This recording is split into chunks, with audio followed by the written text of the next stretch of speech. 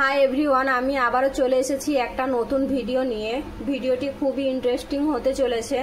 যদি ভিডিওটি দেখেন অবশ্যই পারবেন।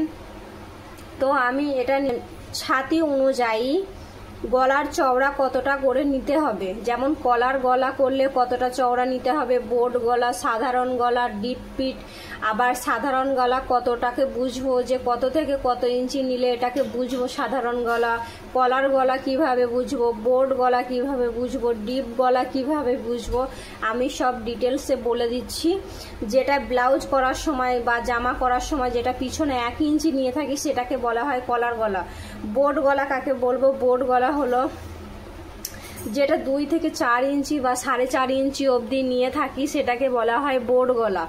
আর সাধারণ গলা হলো যেটা লেন্থ লম্বা নেওয়া হয় 3 থেকে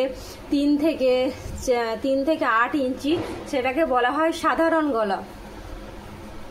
তো 3 থেকে 8 ইঞ্চি যেটা নেওয়া হয় সেটাকে বলে সাধারণ গলা। ডিপ পিট কিভাবে বুঝবো? ডিপ পিট হলো 9 ইঞ্চির পরে যেগুলো প্লাস হয় 10, 12, 13, 14, 15, 16 যে যা খুশি আপনারা নিতে পারেন সেটাকে বলবো ডিপ পিট।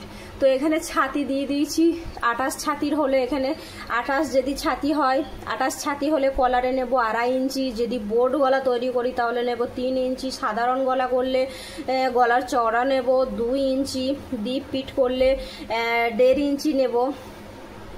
আর 1.5 ইঞ্চি নাই, যদি আপনার মনে হয় আরেকটু আমি খেলনা করতে চাইবো তাহলে 1.5 ইঞ্চি 2 সুত নিতে পারেন।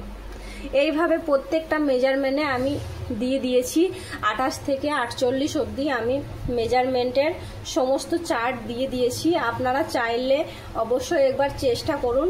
আর এটা খাতায় টুকে রাখবেন, আবার যদি টুকে না রাখেন তাহলে এটা স্ক্রিনশট দিয়ে রাখবে, আপনাদের খুবই কাজে লাগবে। আর এটা খুবই গুরুত্বপূর্ণ। যারা নতুন আছেন তারা অবশ্যই বুঝতে পারেন না কলার গলা কতটা দেব, কতটা নেওয়া উচিত, বোর্ড গলা কতটা নেব, সাধারণ গলা কতটা নেব। অনেকজনা যেটা গলার চওড়া 2 ইঞ্চির জায়গায় 3 ইঞ্চি নিয়ে ফেলে, অনেকটা খেলিয়ে যায়, তো কাঁধ থেকে খুলে পড়ে যাওয়ার সম্ভাবনা আছে। তো এইটা প্রপার ফিটিংস হবে।